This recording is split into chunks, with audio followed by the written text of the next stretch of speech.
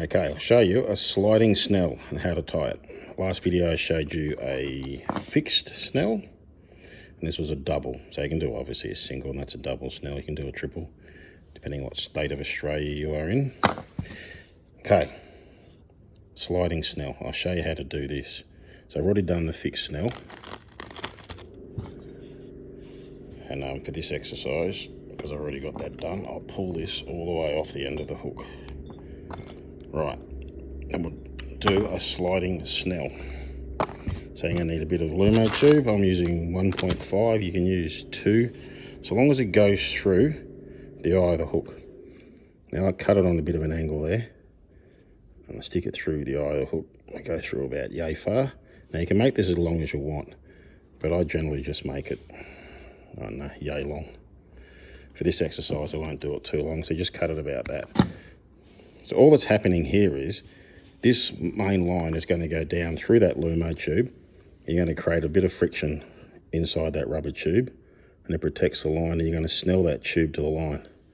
So instead of, so feed that through there. So instead of this being loose and sliding up and down the line, I'm going to put a snell knot around all of this. And how I do that? 20-pound leader. This is 50 pound leader. And I'll wrap 20 around that knot. So probably should have prepped. Take off, I don't know, 600 mil, something like that. You only got to tie it around that loop. So you got this right. This is the end of your main line, and the other snell hook is right down the bottom. So same thing again. Put that line underneath there, just like you're doing the normal snell, but you're not doing it with this line. You're doing it with a 20-pound, and you make that loop that goes around and back up there again. So get to the end of this line and you make that loop, which just fell off. Trying to look at the camera at the same time as doing it. Right, there, and you make this loop. Get to the end of the line. I'll try and keep my hand in shot. One of those tricky magician tricks where it's... Right, you ready? So one loop.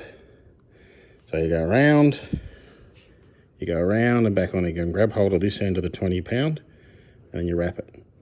It's going to take a bit of practice. Depending how tight you wrap now is how tight this snell is going to be sliding down the line, and how long you do it for, as in how many wraps.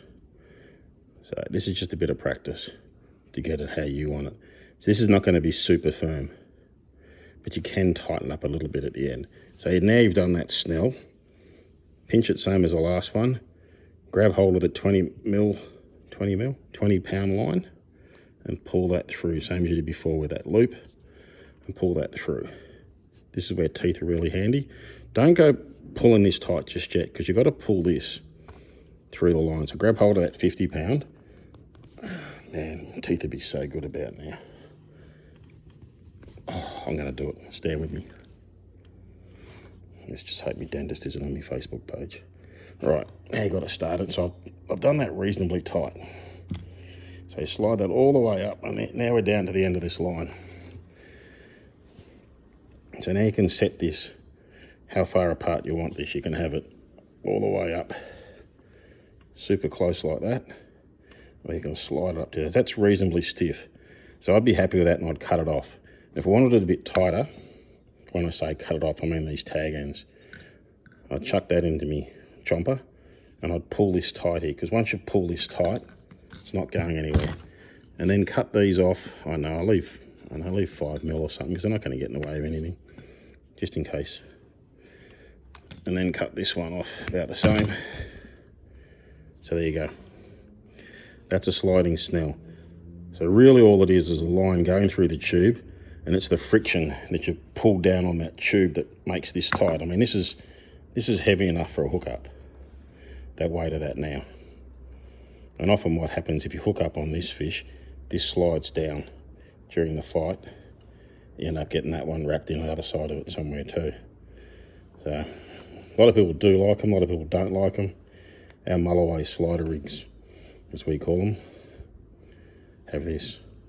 They're 3.0 to 10.0, I think, in hook size and leader. So there you go, a sliding snell. Hope you find that useful. That's how I do it.